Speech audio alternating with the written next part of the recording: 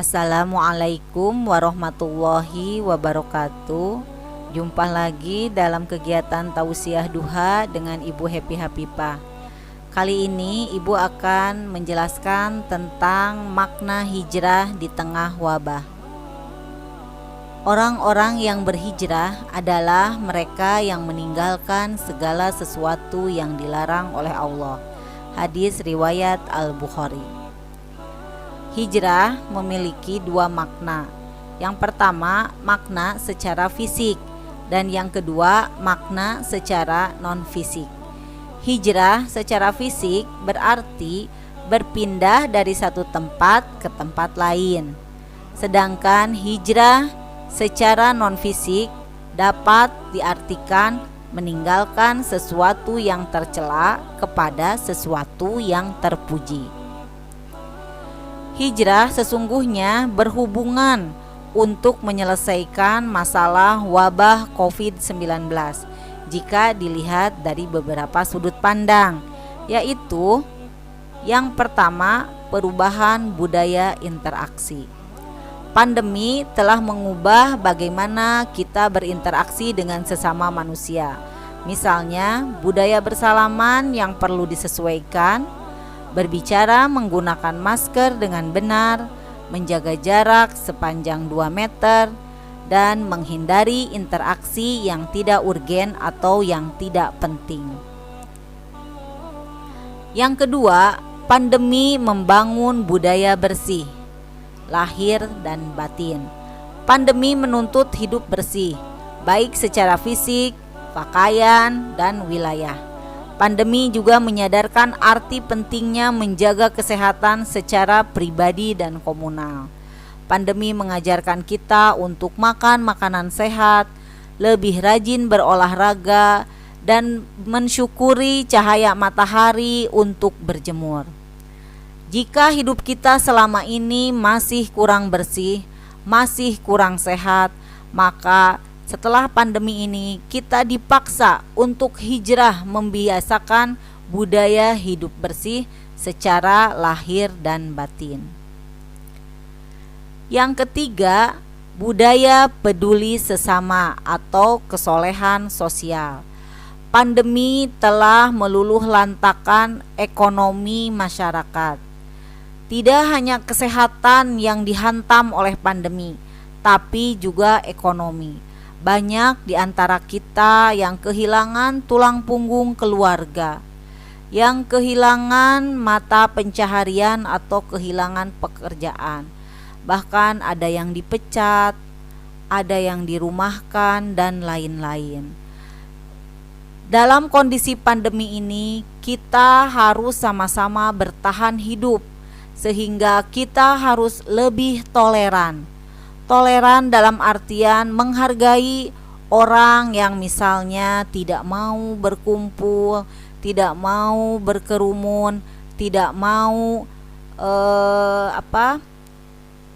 bersama-sama melakukan kegiatan. Bisa jadi dia sedang menjaga diri dari wabah COVID-19, dan kita harus menghargai orang-orang dengan keputusannya tersebut. Yang kedua, pandemi membuat kita saling berbagi. Tidak ada alasan untuk egois mempertahankan diri sendiri dalam kondisi pandemi. Maka saling berbagi akan meringankan beban hidup selama pandemi. Dan pandemi juga membuat kita, menuntut kita untuk membantu sesama. Membantu baik secara material maupun non-material. Yang keempat, pandemi mengubah budaya komunikasi sosial.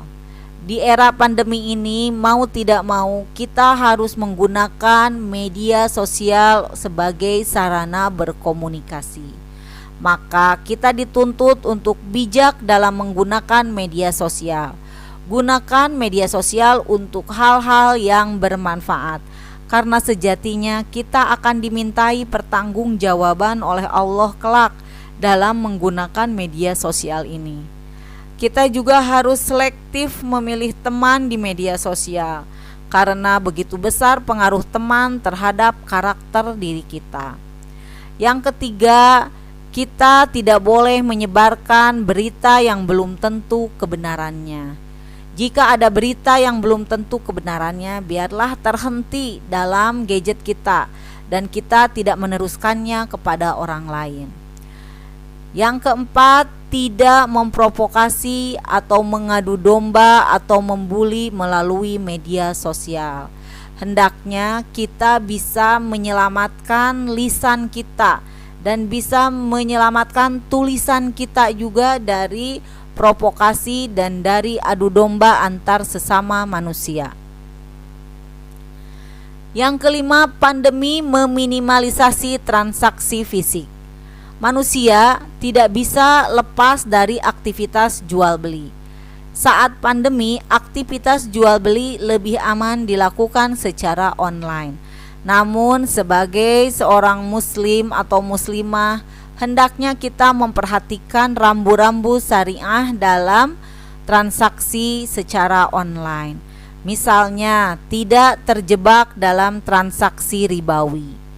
Yang berikutnya, memperhatikan kehalalan barang yang diperjualbelikan dan memperhatikan kehalalan proses dalam jual beli yang kita lakukan.